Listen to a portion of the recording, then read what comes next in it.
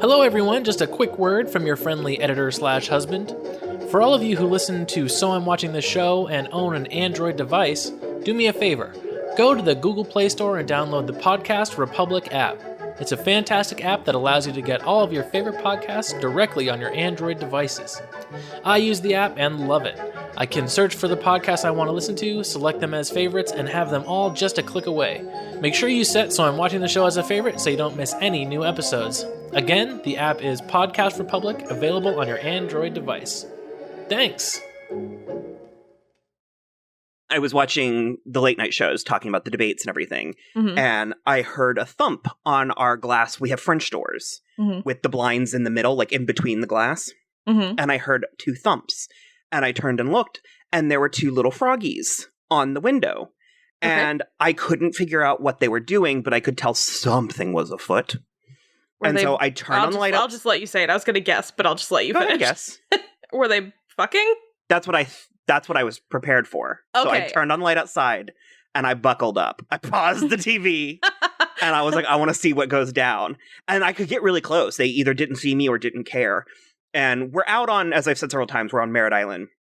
And so we get our fair share of, swampy critters stuff. Lizards, frogs, even snakes, what have you.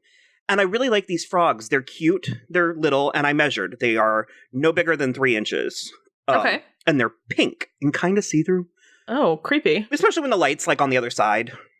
Like, not like transparent, but like sort of opaque. No, I get it. And so I'm watching, and they're inching closer to each other, and I'm like, okay. And then I realize that they're not about to have sex. They were trying to get to something. Oh. And finally, the top one did. He lunged, and tongue came out and everything, and he went to eat something. And the thing that he was attempting to eat was a cockroach, the exact size of himself. And he gobbled. He got it halfway in his mouth, and it fought. It was putting up a fight. And he finally got it all the way in and got his mouth shut from nose to butt to ass. Oh my God. The length of the cockroach was inside of him. And I know from an ad I saw on Twitter that cockroaches can hold their breath for up to 40 minutes. And story I is sat the worst there thing you've ever told me. For 15 minutes watching this frog try to this cockroach fought and fought. Oh my God. His stomach, his sides were bulging, his mouth was bulging. I'm gonna vomit. This is the most disgusting story you've ever told me. I was glued. Oh and my God. There was an antenna hanging out of the frog's mouth, and just little by little, I watched the antenna kind of go in. And finally, after about 20 minutes, I was like, okay, I can't keep watching, because I was waiting to see how long the cockroach was going to fight inside of the frog. Oh my God, I need to go throw up. I can't believe, I wish you'd never told me that story. I will never be the same again. This is like the same. There's gonna be like a pre-cockroach story and a post-cockroach story in my life. This is a defining moment. I hate you. I'm so mad. It should have been a beetle. I wish it was a beetle. If it was a beetle, I don't think I would be freaking out so much, but cockroaches are the most disgusting creatures on the planet. It was the size of the frog's body. Oh my God. And I blessed both of the frogs. I told them they could stay for as long as they wanted. I mean, yeah, thanks for beating the cockroach, but for Christ's sake, that is disgusting. That is the most atrocious thing I've ever heard.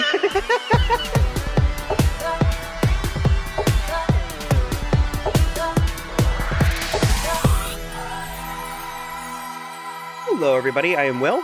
And I'm Kristin. And this is So I'm Watching This Show. I started to do welcome again. Where did that come from? I don't know. Oh, man. Give me something and I'll find a way to overthink it. Ugh. On today's episode, we're going to talk about the new movie Yesterday, the new Danny Boyle movie, and maybe a little bit here and there, maybe just a couple things. It'll probably be a little bit of a shorter episode. I got to the end of this movie and I started to text you and be like, we need to reschedule. I got to watch Across the Universe. We got to turn this into this big like Beatlepalooza stuff. And I was like, you know what? we'll get to Across the Universe, especially if anybody likes this, you know, and or wants that, we'll add it to our short list. I was like, we can Plus, have... I mean, there's always time for a Beatles Palooza. They had their own movies, too. Did they? Yeah. Oh, Hard Day's Night. And Help. Oh. Yeah. Crazy. There's like a handful. I started to be like, I think you're thinking of the Monkees, Kristin. And then I was like, no. The Beatles. Nope. The Beatles The definitely. Monkees also had movies. I'm so weirdly content. Okay. That's good. I just, like, we had the best afternoon. Oh, good. That's good. Yeah, because it wasn't playing here last night, so I had to go today. And Mom wanted to see it, so we just went to the movie theater and watched it. And then afterwards, we went to Outback Steakhouse, and It was the best. It was the best trip to Outback Steakhouse I have ever had. That's awesome. It was so good. This is not like a paid endorsement unless they want to. They can start paying us. I don't know. It's like, because, you know, the what are they called? Chain. Yeah. The chain restaurants like that, more or less you know what you're getting. And oftentimes good at a chain restaurant is kind of medium. But it was so good. They have this new chicken where it's like, it's fried chicken, but it's fried in the bloomin' onion crust or whatever. Oh, yeah. Well, fuck me. You're like, hold on, 2 hours later. No. Yeah. Well, I was going to start with the Beatles. I felt like you were going to have something to say in the beginning. Just about the Beatles? Well, yeah, I felt like there was some groundwork that we needed to lay. Are you trying to get me to, like, talk shit about you so you can defend yourself again? No, I don't engineer these conversations. Okay, I like the Beatles. I don't consider it my entire personality, but I have always liked the Beatles. I think their music is great. I think that they were invaluable to the state of rock and pop music when it was happening. And now, you don't like the Beatles because people who like the Beatles think it's a personality trait. Mm-hmm. Correct? I have a memory of not liking the Beatles, and I honestly don't know where it came from. I think when I was in high school, I liked teeny bopper music, and being, you know, a boy, being a gay boy, liking manufactured pop music, I was put through the ringer a lot. Mm-hmm. And so I think I attributed certain things to certain people, and I just started associating the Beatles with people who thought that, pretentious music people, who thought that that was real music and didn't like my music and stuff. And so I remember putting my foot in the sand early on that I didn't like the Beatles, and I honestly think I just went with it. If I'm being completely honest, I think it was one of those things where you'd kind of decide something. Mm-hmm. And so it's ironic because I didn't like people who were overly effusive about the Beatles because I thought they were using it as a personality trait. Mm-hmm. And so I went the exact opposite and was using my dislike of the Beatles as a personality trait. Yeah. I'm sorry. I mean, that's part of growing up. No, of course it is. And I don't know why it stuck with me for as long as it did, because I was watching this movie and there was not a moment that I didn't find not delightful. Yay! Oh, I'm so glad you liked it. Yeah. I was singing the words to the songs, and some of them I didn't even know the Beatles did. And so it was just one of those things where I was like, I honestly couldn't, I know that I famously dislike the Beatles, but I couldn't remember why, and I couldn't pinpoint anything. And so I guess I've decided that was just a weird growing just a weird 20-year phase. Yeah, I don't know. It was amazing. It was, they're so good. They're so diverse, and very prolific. Yeah, because I forgot some of the I wanna hold your hand. That was pop music. That was bubblegum pop music, and I never actually thought about the time when they came, into the world and to prominence. I never thought about the impact on popular music. I never thought, because I was just talking to my mom and she was talking about, the British, what they call it, the British invasion. Yeah. And I didn't realize that the Beach Boys were around that same time. And so there was kind of both sides of the pond, beachy. Yeah, there was American music. beach music and then the British, pop music and stuff. And they were almost like rivalry. Mm-hmm. That's what I was trying to say. Because all I remember when you say Beach Boys, and I've said this several times on the show, but it's as you're growing and you learn certain things at certain points in your life, for me, sometimes my knowledge and understanding of something is arrested at the moment to which I learned about it. Right. And so it's like, I remember Kokomo. Like, I remember the Beach Boys, so I thought they were like an 80s band and stuff. And then thinking about it now, I was like, oh, they were decades. Like, yeah, oh, for sure. They were definitely for decades. And so thinking about the Beach Boys existing in the same world of the Beatles, it just put a lot of things into perspective in a way that I never really considered. And also, I think, at least personally, the other thing is that I want to be able to discuss these things. Like, we want to treat this seriously as a job. And while we don't consider ourselves critics, we certainly consider ourselves connoisseurs. Well, I want to have an opinion. Mm-hmm. And I think that's appropriate. Yeah. And so I reached a point where I was like, oh, I need to know the Beatles. I need to know the Rolling Stones. I need to know,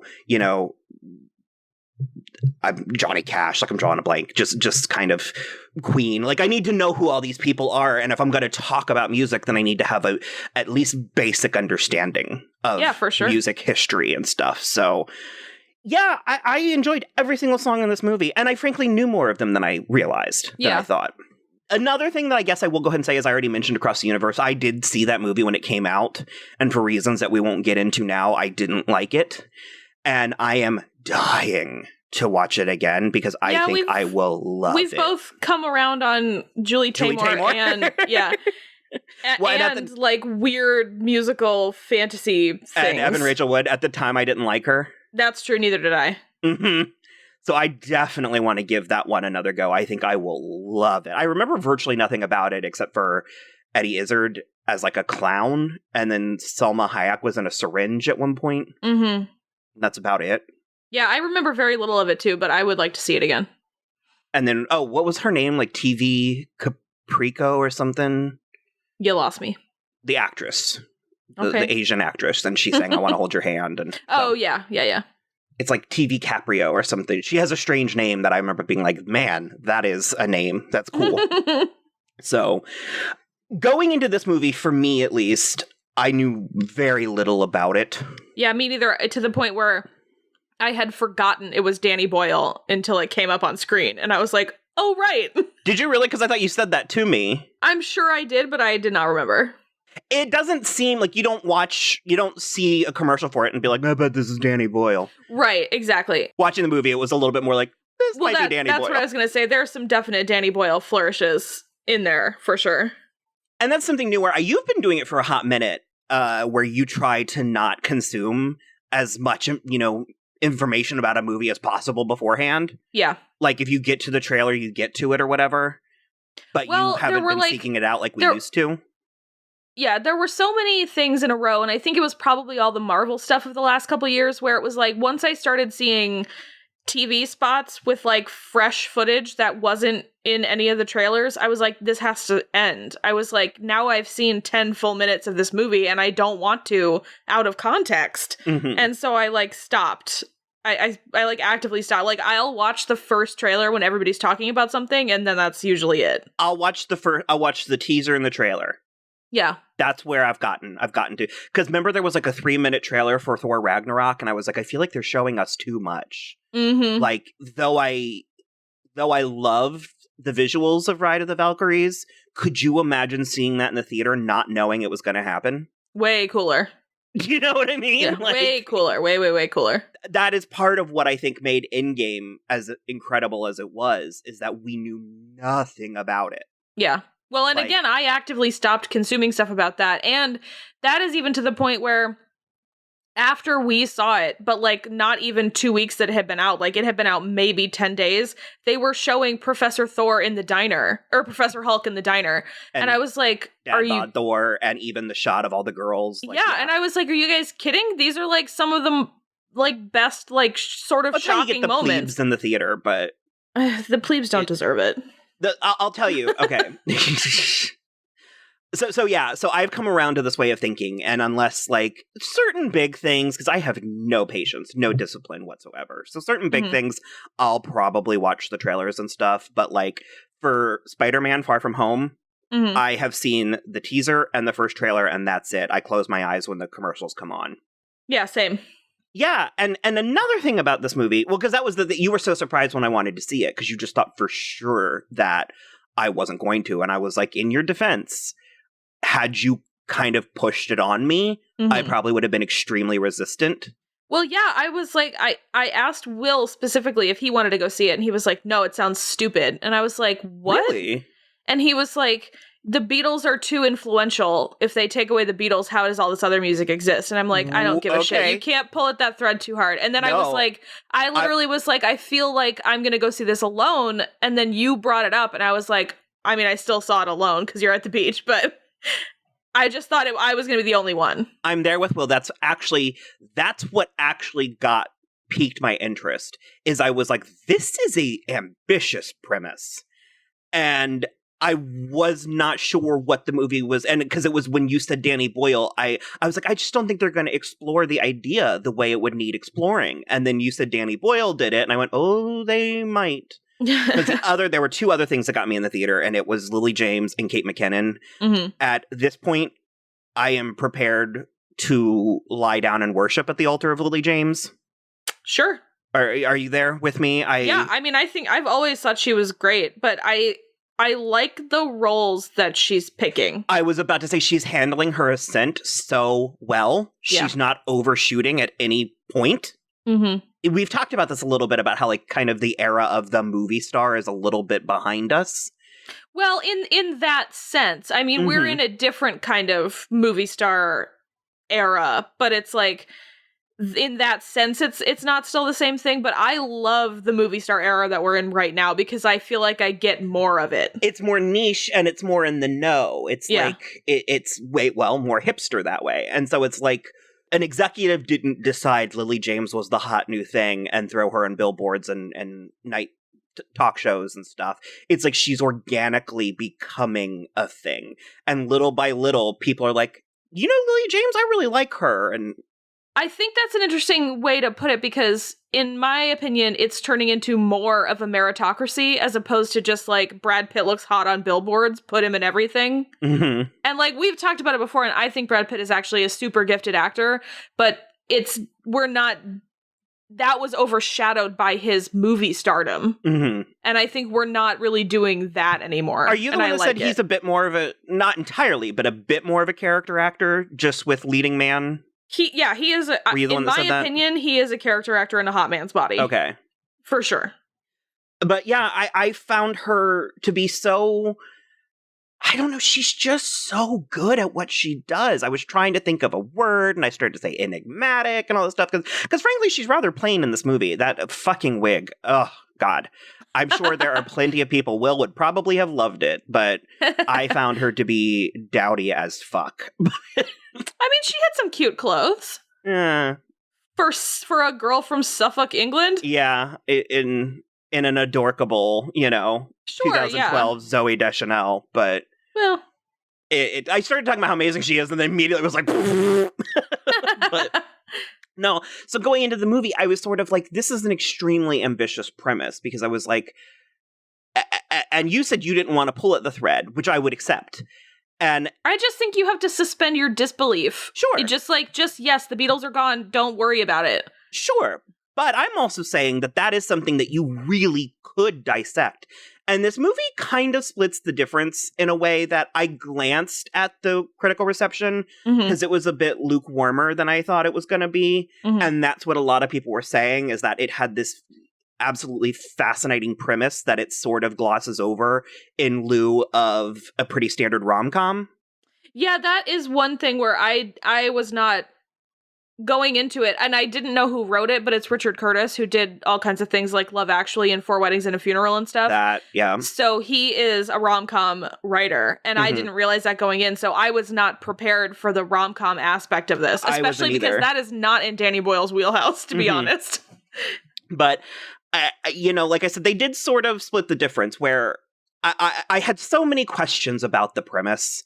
And like Will said, I was like, well, what about their influence? And I was like, just because, I mean, these songs are masterpieces, but I was like, that doesn't necessarily mean that some dude singing them in a bar is going to be an overnight sensation. Exactly. I was like, if you divorce them from context, from the time period and the stars aligning, because that's what I believe, is I believe the world is a lot of stars aligning. I think plenty of brilliant, I started to say artists, but this goes for minds. Plenty of brilliant minds just don't quite get discovered. I think that there is an extreme luck component, and if not luck, strategy. I mean, something. And I was very surprised at how much this movie did, in fact, touch on that. It really didn't explore. It was a wade. They waded into the pool, but they did at least acknowledge. Yeah, I feel like I almost liked that better because it left a lot of stuff like kind of open-ended.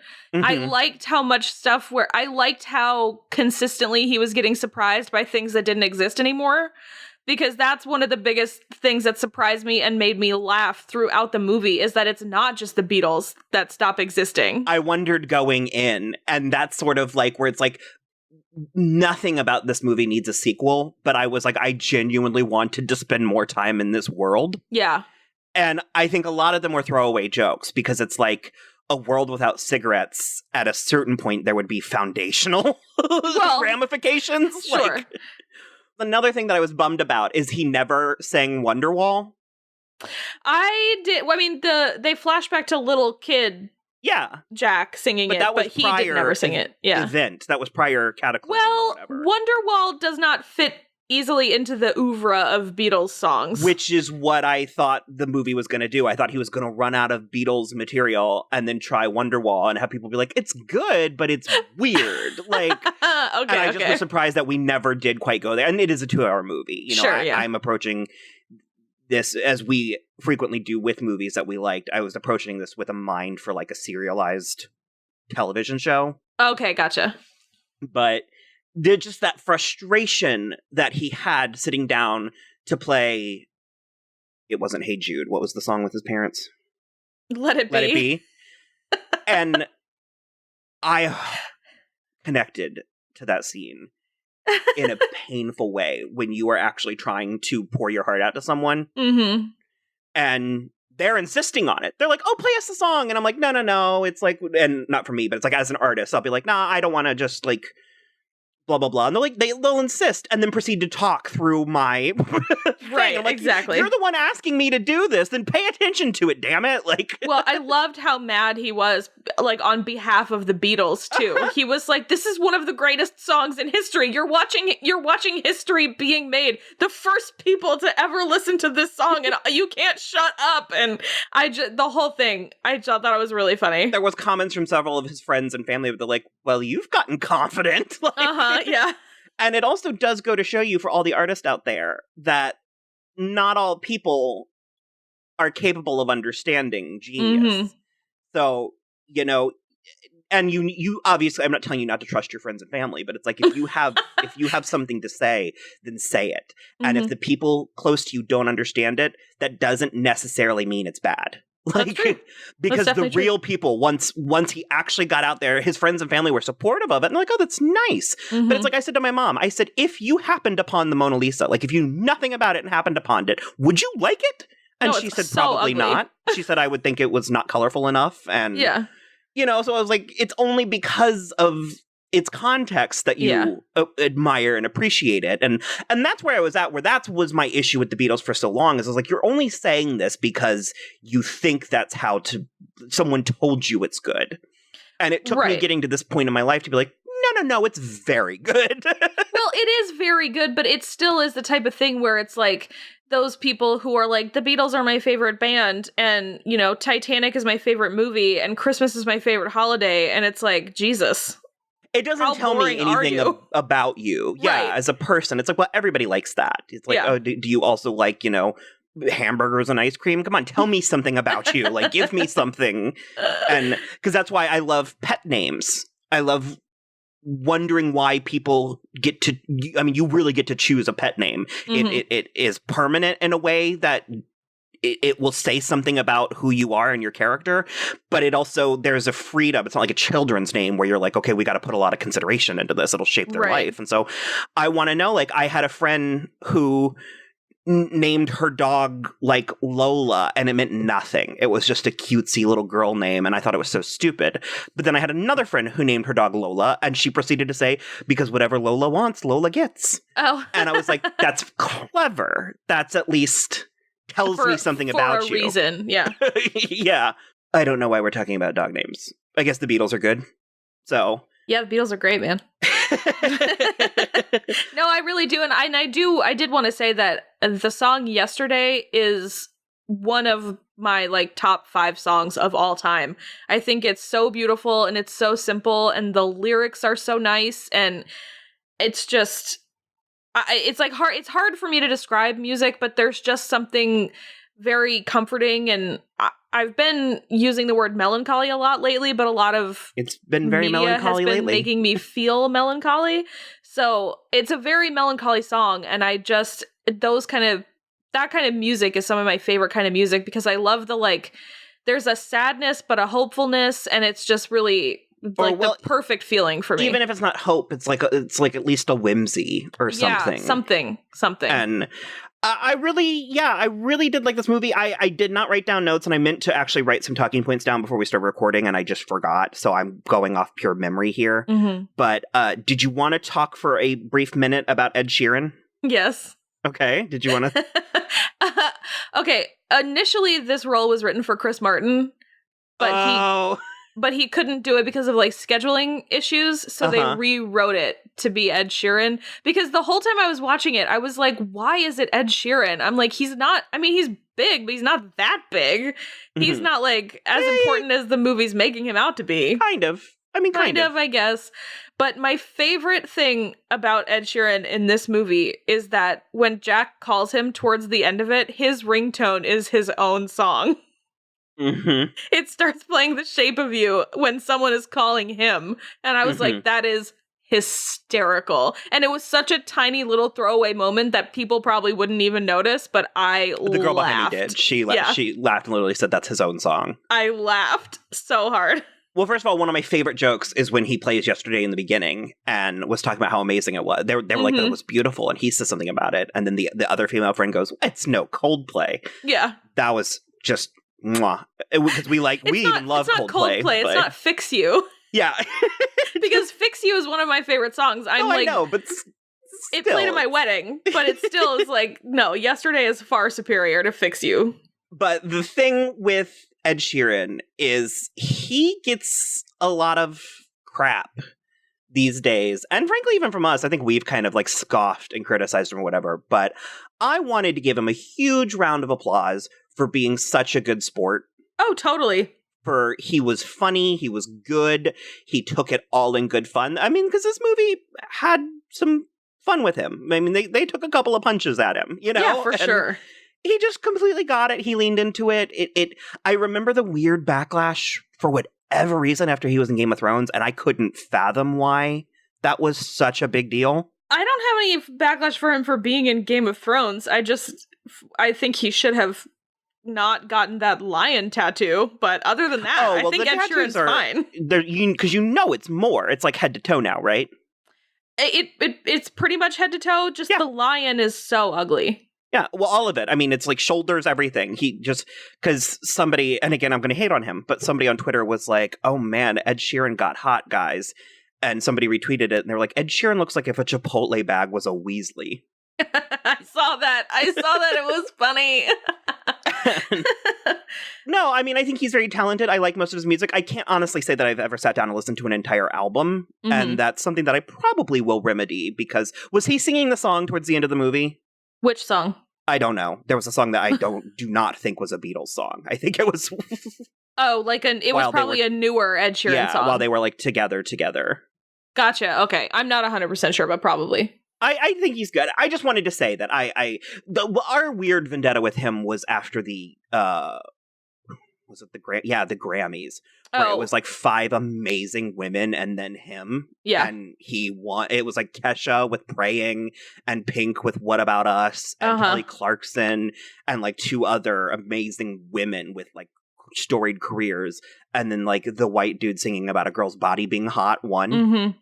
And it was I was pretty pissed about that. And I wasn't mad at him, because I even think he didn't do it.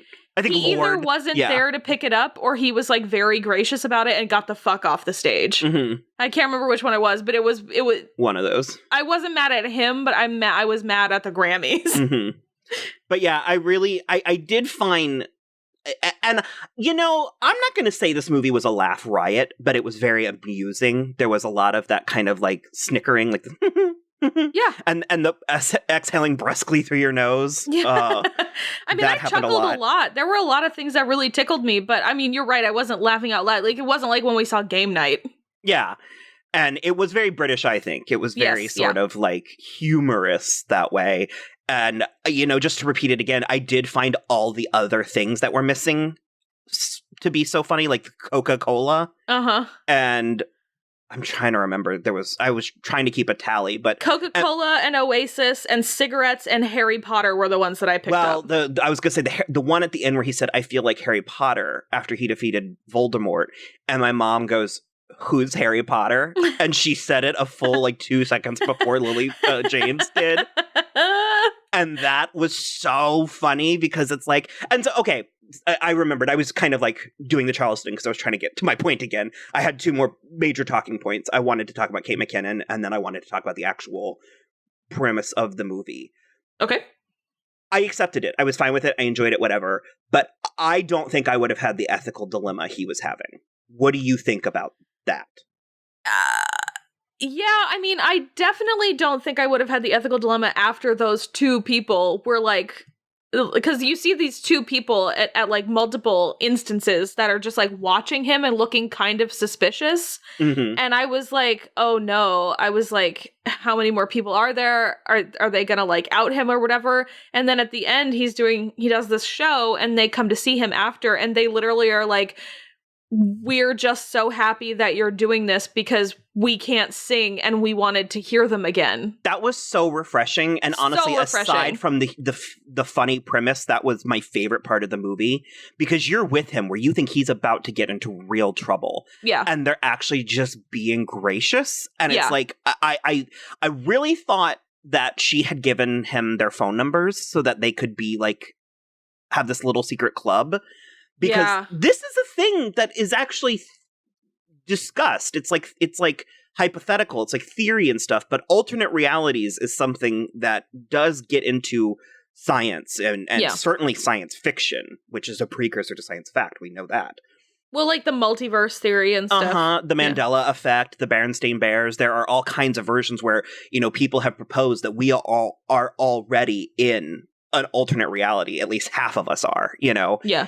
And so that was so fascinating to see who would be left. And considering the questions it was asking, and this is one of my big themes of the year, is I find sometimes the best thing is asking an interesting question. Like, I think I prefer that over telling a mediocre answer. Like, oh, for sure. Because you kind of wonder, like, in this reality, and spoiler alert, heavy spoiler alert, we get to a point where John Lennon is alive. Mm-hmm. But he seems to be the only one who's alive. Uh-huh. And he never became John Lennon. Mm-hmm. And that was sort of weirdly almost moving. Did you find that almost? Oh, totally. I found it completely moving. The only thing that bothered me a little was that I think that he was played by Robert Carlyle. Was that Robert Carlyle? He's not credited. He's not credited, but it sounded just like him. It looked like 3 different times. I said, you know who could play this role was Robert Carlyle. Yeah, I think it was. 3 separate times. He looked a little bit older than Robert Carlyle is, but... Well, he had makeup on. That is so funny. It had to be. If we both went there, it had to have been. Yeah. There's no way it wasn't. No, but it was totally moving. I really, really enjoyed that part because up until the moment he opened the door, I had literally no idea where he was going. No clue. No idea at all. And I was like, oh, shit. And I want to say there was like a middle-aged couple to one side of me, and there were 2 who I assumed to be Full Sail kids sitting on the other side of me. So like anywhere between like 17 and 25. And I was expecting the middle-aged couple to be a little bit more vocal about it until they said a couple of things, and then I realized this was probably their first time out to the movies in like over a year. And so, but the Full Sail kids were like so vocal about the movie. They liked it so much. When he opened the door and it was John Lennon, the guy was like hitting his friend. It was like, dude, it's John Lennon. Oh my God, it's John Lennon. My mom said the same thing. He was like so excited. She figured it out before I did. She kind of gasped a little bit. It's the glasses. Yeah. And it just like, and the art, weirdly, the art was where I kind of was like, huh. And that was also just fascinating, the things about him that stayed the same and the things that were different. And of course, we're dying to know who his wife was, but I just assumed it was still Yoko. Well, I did too, but they didn't answer that question. And it's like, she was clearly gone. I don't know a lot. I'm not educated enough to actually speak, but what little I do know, I think Yoko gets put in a very unfair category with like the likes of Camilla Parker Bowles and stuff, where the sort of Jezebel. Monica Lewinsky. Yeah, where it's like, I don't think they deserved even a quarter of what was, thrust upon them. No, definitely not. Also, Yoko Ono makes kind of good music. I know, she's like kicking it still. It's weird. It's real weird, but it's pretty good. But yeah, the ethical dilemma, I accepted it. It was fine, but and certainly the imposter syndrome, I really get that, and I think they did a great job with it. But if I have something to pick at, and I did sort of gloss over Kate McKinnon, I mentioned her name. Did you have anything you wanted to say about her in general, or her performance first, or? Where Is that a loaded question? Where to start? She is a crazy person. I love her so much. I was delighted every time she came on screen. It was weird and interesting to watch her play kind of a mean person. Okay. You're touching on where I was going, but... Okay, yeah, she was a little meaner than I think I've ever seen her before. There's always seems to be like a heart, or like at least a whimsical zaniness at the center of all her characters. And I think at the center of, it was Deborah, right? I don't remember. Sure. I think it was just like a cold diamond. Okay. I will say I missed her introduction. I had to go to the bathroom, and I missed a good 2 minutes of the movie, but I had a slightly different take. For starters, like Lily James, or not unlike Lily James, I think Kate McKinnon is doing this very well. I think she's playing her cards very well. A little bit. She's generally doing a similar thing, not the same thing, but she's doing a similar thing. But I feel like she is finding ways to alter it or spice it up a little bit here and there. Yeah. To the point where I am certainly not fatigued. It's not overkill. And I think she is also... It's not like Chris Farley or David Spade when they left SNL. It's like it's all in the same vein, but they are not the same character. Mm-hmm. And I think she's choosing her projects well, and I think she's choosing the amount of exposure well. Yeah. I think she is aware of the fact that she is a very strong and sturdy ingredient, and she makes a point to not overpower. Yeah. So Kate McKinnon is the cilantro. I had a slightly different read on her. She was certainly brusque, and she was certainly to the point, and even flat out rude, I'll say that. But I didn't quite get mean from her. Okay. And the one issue that I actually really have, if we're pulling at it, is I'm a little mad at him for how he ended that. She was looking to make so much money. Yeah. And though she probably didn't need it, I was like, there are people's jobs tied to and around him. I'm talking engineers, I'm talking musicians, I'm talking very standard lower on the totem pole, middle of the totem pole people. And he really just threw it all away completely and overnight. He screwed over a lot of people. I would argue that record company was already existing and doing well, and it's not like they were counting on the money coming in from him, but it's not the only thing that was making them. And this might be one of those overthinking it things, because I was like, what about the young songwriter where this was her first, collaboration or first? So that might be a level of me overthinking it, pulling at a string that didn't need to be pulled. But I just sort of, when he did that, I thought, I understand the movie's dilemma, but I didn't see why making money was so completely irresponsible, especially considering what you did with it. I mean, there's an argument to be made that he could have done more good with money and something. Well, I think it wasn't about the money for him. It was about the commitment, and he wanted to be with Lily James. Mm-hmm. So he was like, I can't do both, and I want that more. So it wasn't about the inherent morality of money. Mm-hmm. I'll allow it. It's just it's one of the things that for me personally, I was sort of like, why not both? I was like, I don't understand why. I mean, I'm with you. I think why not both all the time in shit like this. I think you could easily, if the Beatles stopped existing and I was good at remembering the lyrics to over like 300 songs, probably, absolutely, I would try to do that. Mm-hmm. But we are so much more for sale than Jack, apparently. I also do have to say, I think easily the funniest joke in the entire movie, and it's not like a punchline, it's not like a one-liner, but it's the "Hey dude." That is the funniest thing. And even their logic, like the Ed Sheeran suggesting it, and Kate McKinnon being like, it's just better, and him just doody. Yeah. Like and you're just like, oh, you're ruining it. You're like, no. It's and the other two people when they were like, hey dude, what was that?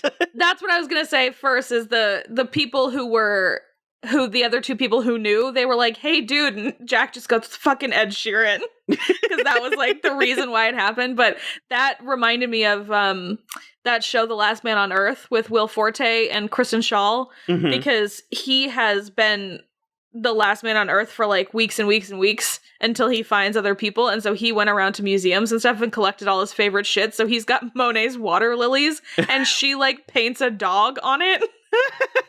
And he gets so mad, and it just like that kind of shit hurts my feelings so much, because I'm like, you are literally breaking and then like shitting on the genius of a person. That was a dog painted across the water lilies, absolutely. Exactly. So, like I said, I didn't have very many expectations, and like I said, I didn't remember that it was Danny Boyle till I was sitting there, and I actually love Danny Boyle like so much, and I just was really intrigued by the whole thing, and I loved the flashes of Danny Boyle, and I loved a couple callbacks to his previous movies, because when they're in the tunnel and Jack shouts out hello, that's a lot like 28 Days Later, and there was a Sunshine one too, and I don't remember what that one was. But there were a couple things like that I think are fun when directors do that.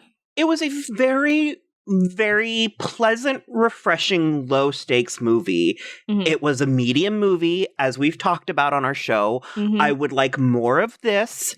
I would like less of the sequels and the reboots and the remakes. I'm not entirely against them. I'm pro Charlie's Angels remake, because also I don't consider that a remake. Yeah.